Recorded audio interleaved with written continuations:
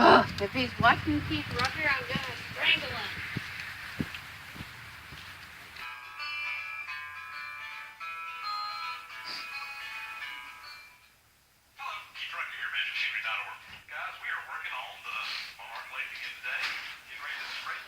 I know you're working hard. I am, baby. I'm hard at it. Could you please grab me some cornmeal?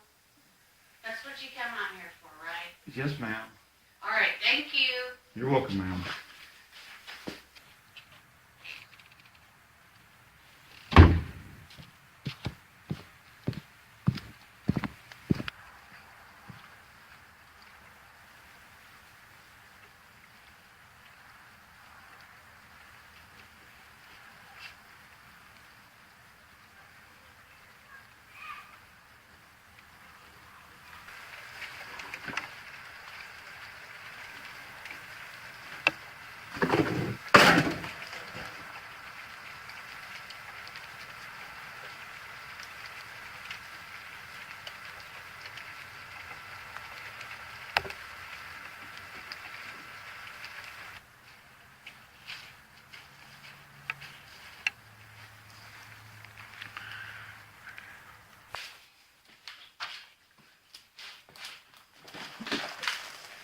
Wow. That's a lot of corn.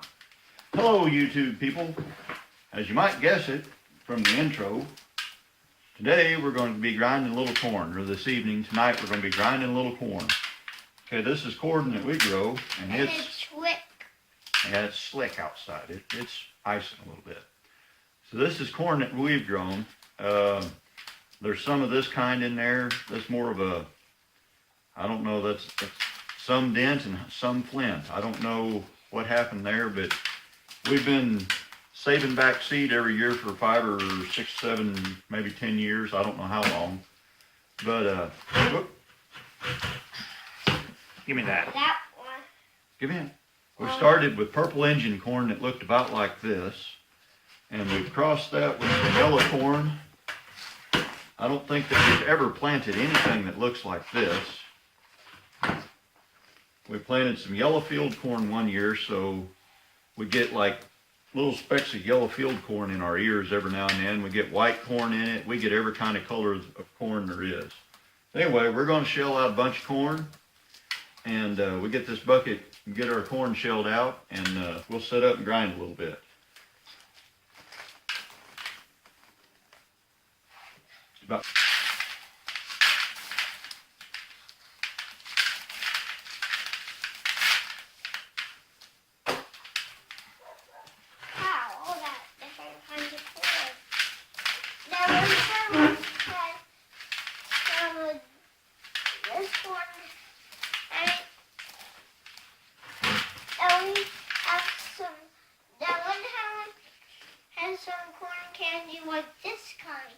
one time? Yeah, when we went to the pumpkin patch. Mm-hmm. Well, I know how grinding corn myself and shell corn. Here, shell her out. Are your hands getting tired? Yeah. Then I'll give the corn to you. Is there any more corn? That's it. Okay, so here's our little bucket of corn, and it's still got pieces of cob and silk and everything else in there. So this is what we do to kind of sort of clean it.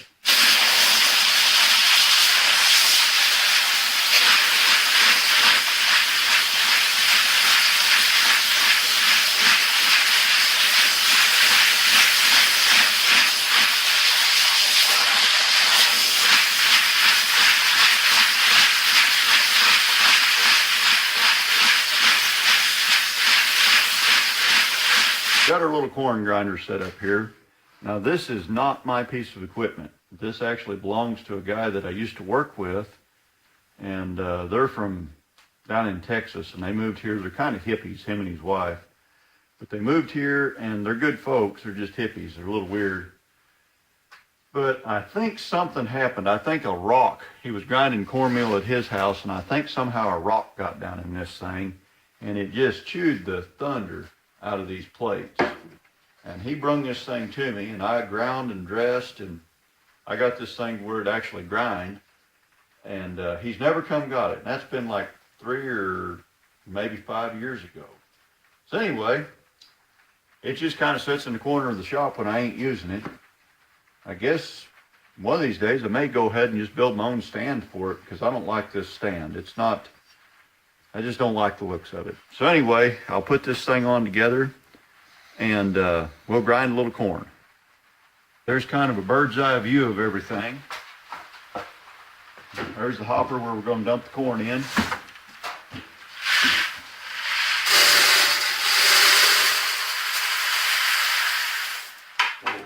Well, we guessed that just right, helper boy. We got just exactly a hopper full of corn. Yep. So then I'm going to set a cake tin and a pie plate, or a cake tin and a bread pan underneath of this to catch the cornmeal as it comes out. Now, this is going to be loud, so if I'm going to do any talking, I'll shut this thing off to talk. Okay, one of the things that I never knew, or nobody ever was able to explain to me, was how do you know when it's time to grind corn? How do you know when the moisture level's right?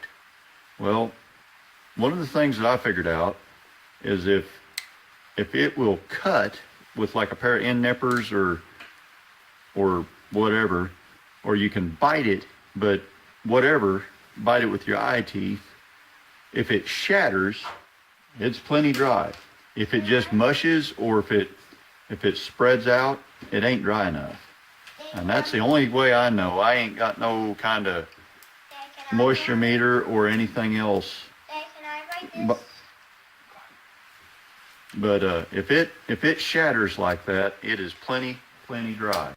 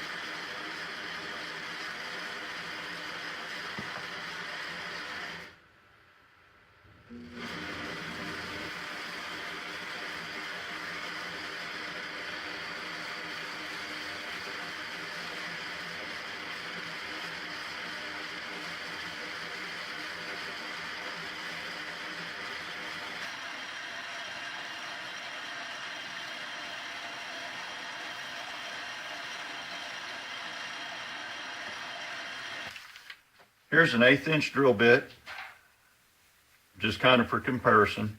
This is the first time it went through. You can see how rough that is. Here's the second time that it went through. Move that over out of the way. And you can see how it's a lot smoother, but there's still some pretty good sized chunks in it. There's a piece that's about as big as 1/8 of an inch. And here's 3 times through. No big pieces at all, and it's wanting to ball up on its own. That's pretty smooth. Now, you might not be able to tell it from the camera, but this does have a purple tint to it, and when Mama makes cornmeal out of it, or cornbread out of this, it's kind of got a green tint to it, and it'll have little flakes of blue. It's really neat looking stuff when you make cornbread out of it. But this is what we eat for cornbread. And I was going to say earlier, my field corn that we grow, it also makes really good hominy. So here's our yield. These are gallon Ziploc bags. I got 3-gallon bags here. One of them's fuller than the other ones, but anyway, it made 3-gallon bags. I don't know, 8-10 pounds. I don't know. I should have sprung a scale, but it made enough to carry us through on cornmeal for a day or two. We don't go through it that fast. And it took, I don't know, 2 hours to grind it. I am sure glad for electric power. If Teotawaki happens, I am going to miss electric power to grind my cornmeal. It would take a long time of cranking that by hand to grind it. So, anyway, that's all I got to say about that. Hope you all enjoyed the video. Like, subscribe, share. Tell all your friends. Tell all the people that you know. Y'all drive safe on the way home. Have a good one.